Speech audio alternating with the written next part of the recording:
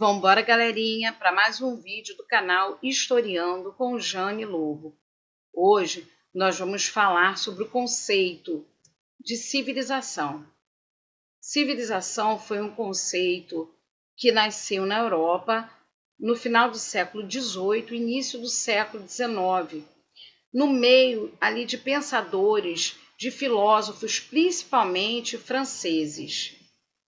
Civilização teve vários sentidos ao longo da história, porém, no século XIX, o termo civilização e o termo cultura foi amplamente difundido sobre todo o mundo, atrelado a um caráter de dominação, atrelado a um caráter de subjugação, primeiro entre pessoas e depois entre países e nações.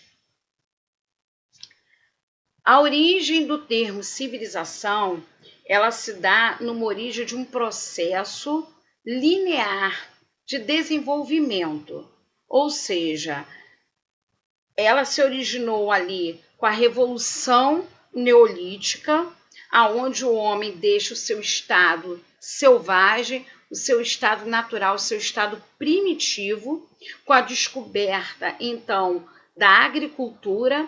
Revolução Neolítica ou Revolução Agrícola é a mesma coisa, a descoberta da agricultura, que dá ao homem aí a possibilidade de se fixar em um local, se tornando sedentário. A partir, então, que ele sai desse estágio de selvagem para esse novo estado de sedentário, de fixo em um local onde ele vai dominar, né, a prática da agricultura e a prática da domesticação de animais, ele vai se aperfeiçoar cada vez mais e mais, aperfeiçoar suas relações sociais, aperfeiçoar a divisão e especialização do trabalho, aperfeiçoar suas ferramentas, suas técnicas, e aí ele vai chegar a um desenvolvimento, então, de civilização. Segundo esses padrões sociais europeus, segundo a visão dos europeus, todas as outras sociedades deveriam seguir este processo, deveriam seguir essas mesmas etapas até chegar, então, ao patamar de civilização. Dessa forma, a população europeia, né, essa civilização vai se impondo no mundo como civilizado, ele vai se impondo no mundo, ele vai olhar para si como povo superior e vai indicar qual seria esse papel dentro, então, da divisão de toda a humanidade. Essa origem da palavra civilização, esse progresso está totalmente atrelada a ideias de padrões materiais capitalistas, porque ele vai se dar esses conceitos principalmente nas nações industrializadas daquele período. Se a gente vê no final do século XVIII, início do século XIX, o que está acontecendo na Europa? Está acontecendo a Revolução Francesa. Depois da Revolução, junto com a Revolução Francesa, a gente tem, então, a difusão das ideias iluministas, as ideias iluministas que vai falar sobre a universalização do homem, que vai falar sobre o ideal desse homem branco, esse homem ideal, sobre os padrões europeus, sobre essa cultura europeia que deveria ser uma cultura ideal, seguida e difundida pelo mundo.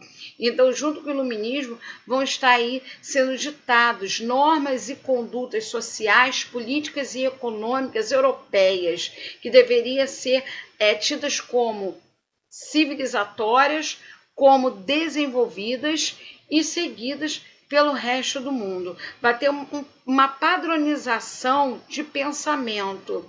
Tudo aquilo que era fora desse padrão, logo era colocado tudo no mesmo bolo, como não civilizado, como selvagem e como inferior. A gente vê, então, um envaidecimento dessa população europeia e uma dualidade de conceitos.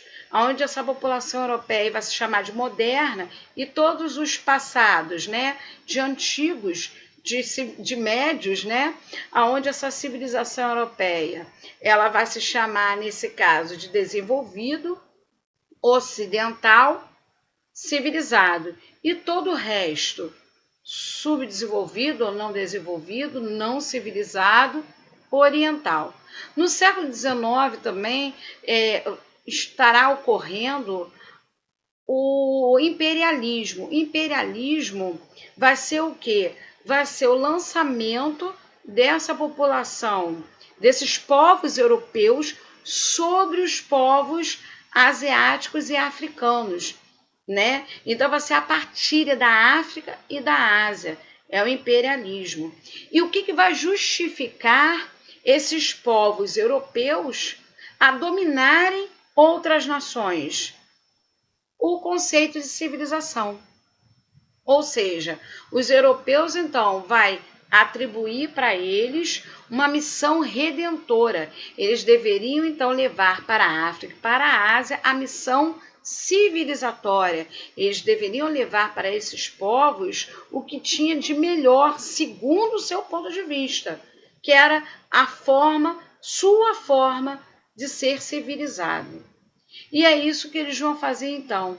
Segundo essa justificativa, os povos africanos, considerados, os povos asiáticos, considerados então bárbaros, selvagens, deveriam ser dominados, domesticados, e então aí, para que pudesse virar povos civilizados. Quem vai ser o filósofo, né, maior, que vai disseminar essa ideia, então, de cultura, de civilização? O Kant é um desses filósofos, né? Nessa frase a gente vai ver ele falando que a moral não nos ensina a sermos felizes, mas como devemos nos tornar dignos da felicidade. Então ele vai estar falando aí de um processo de aprendizado, assim como ele vai difundir que tem que ter um processo de aprendizado cultural. Existe uma cultura padrão e tem que ter, então, esse processo de aprendizado. Quando eu comecei a falar sobre cultura e civilização, eu quero aqui esclarecer que cultura e civilização são coisas diferentes, são ideologias, conceitos distintos, né, que são formulados em situações distintas e em tempos também diferentes. Quem vai dissimular muito o conceito de cultura vai ser o Kant, para poder separar pessoas. Que pessoas são essas? Separar a classe da nobreza dos demais. Quando, por exemplo, a gente fala que não devemos falar de boca cheia, que não devemos colocar a mão na boca, temos que sentar de uma forma direita, temos que nos comportar de uma forma direita, olha a elegância, olha a forma de sentar, olha como é que você se comporta, fala baixo. Isso tudo foram padrões estabelecidos na Alemanha para separar a nobreza, aqueles que eram educados, de todo o povo. E assim separar, então, ter uma distinção entre aqueles que dominavam, os educados, os nobres, daqueles que eram dominados, os sem educação. Depois, essas ideias de cultura, de educação, vão ser levadas para junto da ideia de civilização. Então, junto com a ideia de civilização, somado à cultura, vai ganhar corpo, então, esse projeto civilizatório das nações europeias que vão, então, se lançar à dominação das nações asiáticas e principalmente as africanas. Kant também vai falar, quando a gente fala, então, sobre essa questão de educação, eu trouxe aqui um trecho escrito pelo filósofo Kant, onde ele fala que os negros da África, por natureza, não têm nenhum sentimento que se eleve acima do pueril. O senhor Umi desafia quem quer que seja a citar um único exemplo de um negro demonstrando talento e afirma que, dentre as centenas de milhares de negros que são transportados de seus países para outros, mesmo dentre um grande número deles que foram libertos, ele nunca encontrou um só que seja em arte, seja nas ciências ou em qualquer outra louvável qualidade, tenha tido um papel importante, enquanto que dentre os brancos constantemente ele constatava que mesmo os que nasciam das camadas mais baixas do povo, estes sempre se elevavam socialmente graças aos seus dons superiores, merecendo consideração de todos. Ou seja, o que ele está falando aqui?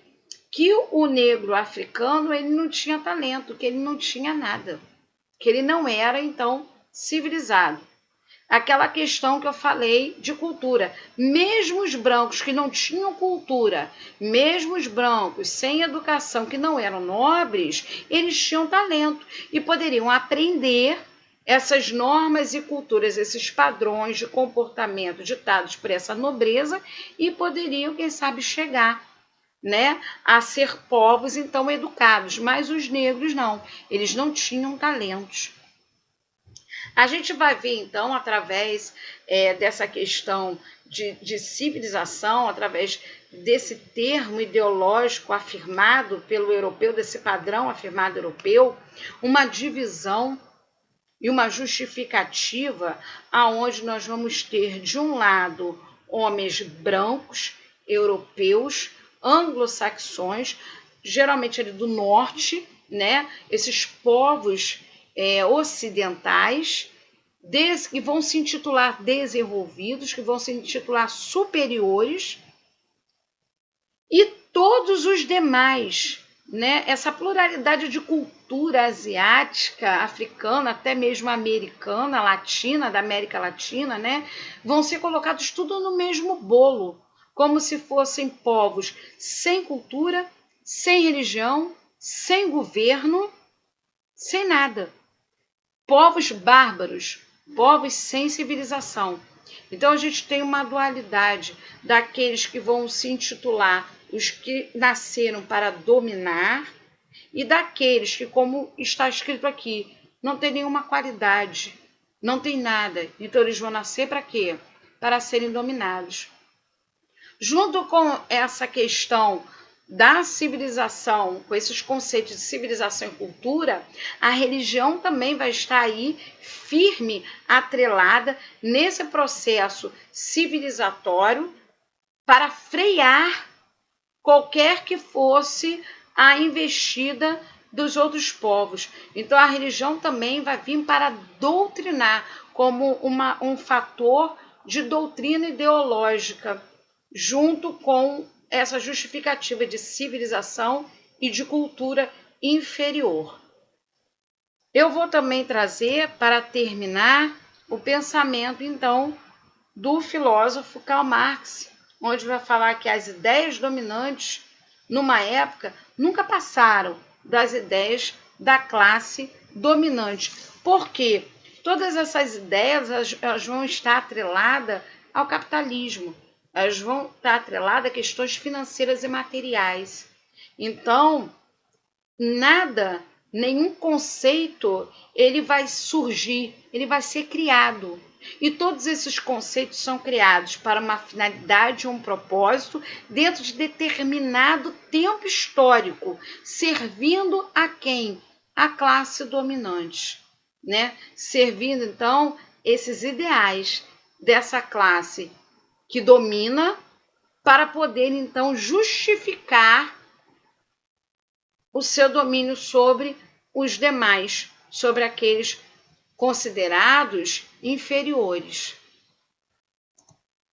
Espero que vocês tenham gostado dessa explicação, né? Ainda hoje, a gente ainda vê sociedades que se julgam superiores às outras. A gente luta constantemente contra a herança dessa questão imperialista, a gente luta constantemente contra essa herança, né, civilizatória, essa herança deixada por esse padrão estabelecido universal. A gente luta contra essa história eurocêntrica, né, que a humanidade carregou durante esse tempo todo, essa história carregada de preconceito, essa história carregada de ignorância, né? O que se busca é um reconhecimento, sim, de civilizações diferentes, de culturas diferentes, não de cultura superior ou cultura inferior, mas o respeito às diferenças. Até mais, até um próximo vídeo do nosso canal Historiando com Jane Lobo.